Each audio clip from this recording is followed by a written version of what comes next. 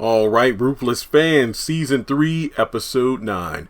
Mary, did you know? Oh, does the highest know that his members are planning to work against him? 8 out of 10. All right, Daikon learns from Malcom about Andrew and Brian being feds, but Malcom also on the flip side is like, you know what, you doing all this to me? You don't. I mean, doesn't he mention something about, in the Virginia heat, this cooler isn't nothing?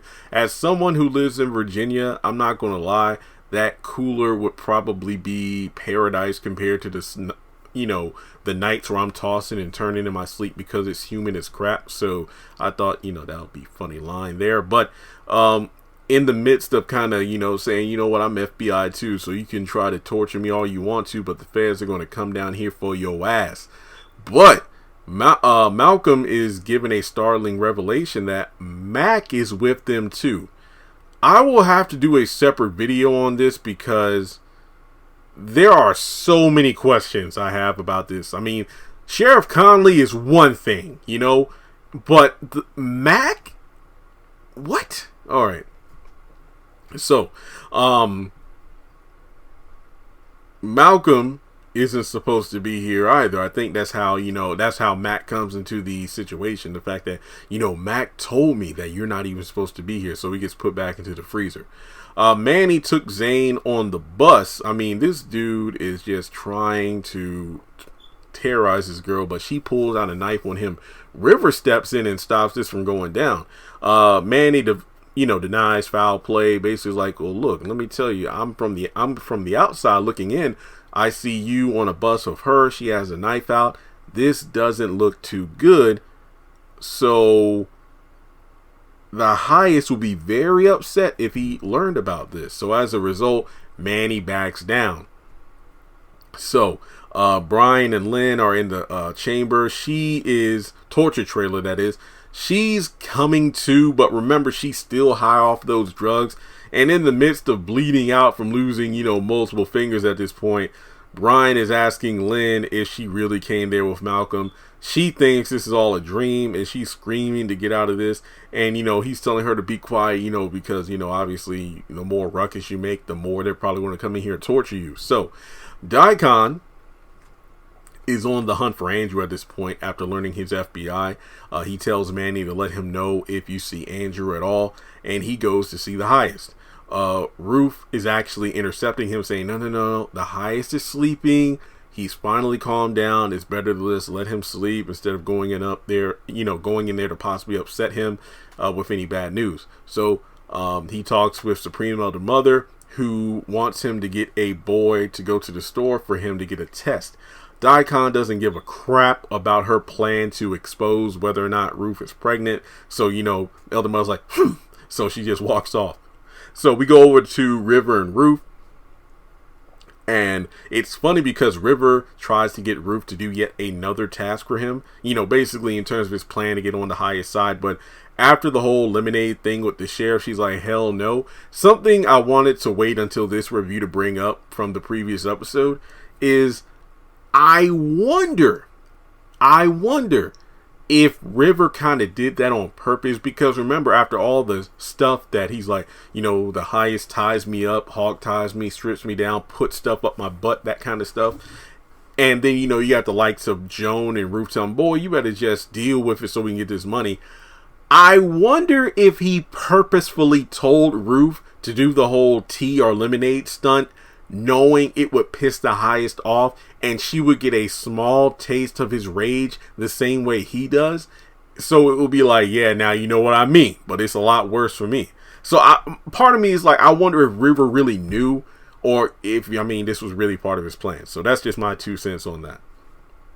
So back in the punishment trailer, Lacey is becoming more and more in his like, look, you know what? There's no way we're going to get out of here. Oliver, could you just strangle me right now and just end it for me? I don't want to deal with this anymore. And Oliver is just once again trying to reassure her that Zane will think of something to get them out. No offense, but Zane has enough shit to deal with on the outside, let alone trying to even sneak you food. How the hell is she supposed to get you out of there? So we go over to Roof and Supreme Elder Mother. And she's making comments on the fact that, Ruth, you say you're pregnant, but your belly is flat. And I'm thinking, first of all, how much time has passed since the whole seeding ceremony to now? Not that long. I'm pretty sure it hasn't even been like a week and a half, let alone a month. So, yeah, Ruth is definitely not going to be showing. But then Ruth's retort is like, oh, when I had Callie, I didn't really start showing until a few months before she was born. So, interestingly enough, as she brings up Tally, so speaking of children, yes, that reminds me, do you miss Sister Tally? Oh, no, I don't.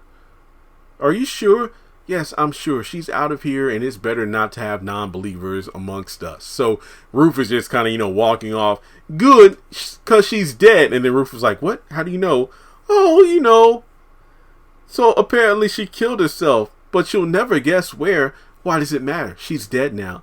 Okay. So then Ruth walks off, and you can see the sorrow on her face. Now, going over to the kitchen, kind of in the back storage area, Andrew is, kind of looking around, and Supreme Elder Mother sneaks up on us like, what are you doing back here, boy? Sorry. Supreme Elder Mother, I have a headache, and I was looking for something to help ease it. So she gives him a couple of pills and then a cup of drink, and Andrew kind of slips the pills in his other hand behind his back and, takes a sip of the water. Well, thank you very much. And he pretty much agrees to go to the store for her because, remember, she's trying to get that pregnancy test. So Ruth and Joan are having a chat over in the Highest trailer.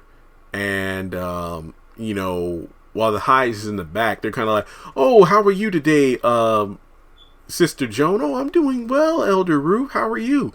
It's another beautiful day to be amongst the Raku. So the Highest comes out, says, oh, I'm just going to take a walk. And Joan asks to check the emails for updates of the banks and whatnot. He grants it, like, oh, yeah, do whatever you need to do to make sure things with the bank run smoothly. So we leave. So they talk a little bit longer about the Raku and everything. And then as soon as he's out within, ear distance, Ruth's like, okay, we're enough of that shit. Let's get to it.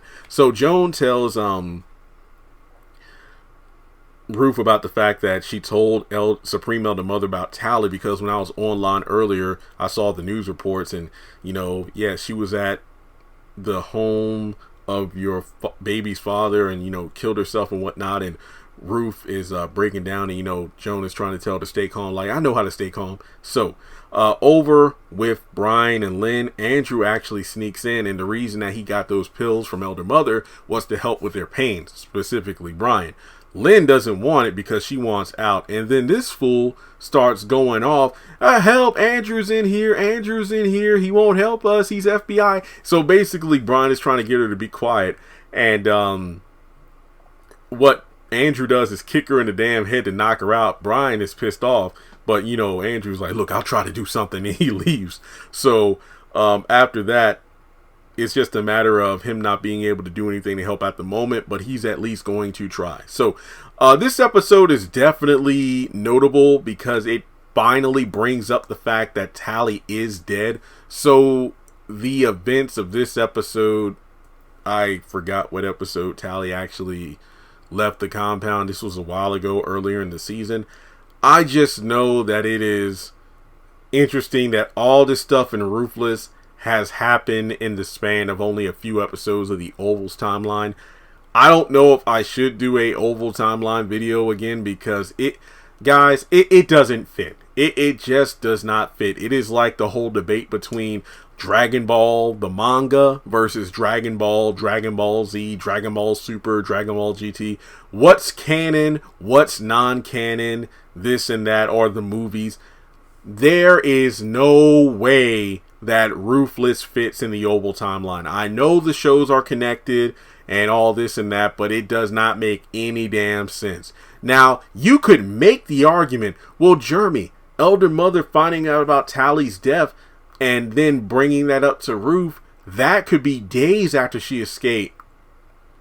True, but not long because it's only been a day or two since she even left, so it was the season 2 finale when, Sister Tally, I have someone here who wants to speak to you, her daughter. And I'm like, why didn't he put put her on the microphone or something, but Tally just ran. So no, it doesn't work. Not to mention with Roof and other Rakadushi members showing up in season 2 of the Oval, there is no way for the timeline to fit. It won't work, guys. All right, so that's all I gotta say about this video review. But it was funny as hell to see Andrew kicking Lynn in the head to shut her up. But yeah, that was something else. All right, guys. Well, thanks so much for tuning in. Just appreciate the support on the channel.